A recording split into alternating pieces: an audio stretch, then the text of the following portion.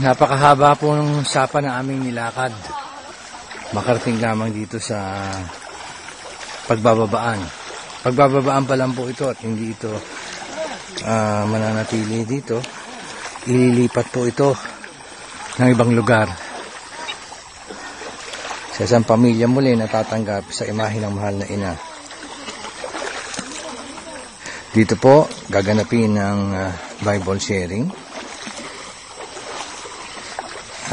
na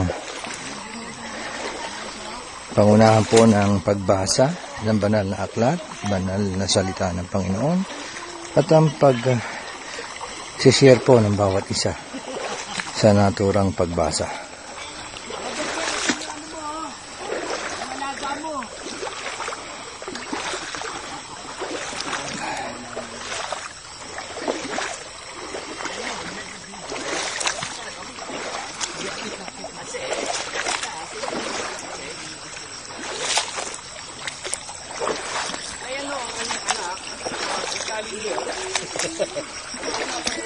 Pero wala ko sa klase na kasama po sa grupo.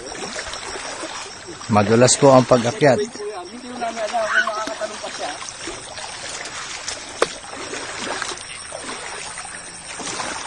Ayan po, ang pinakamalaki mahirap po buhatin yan.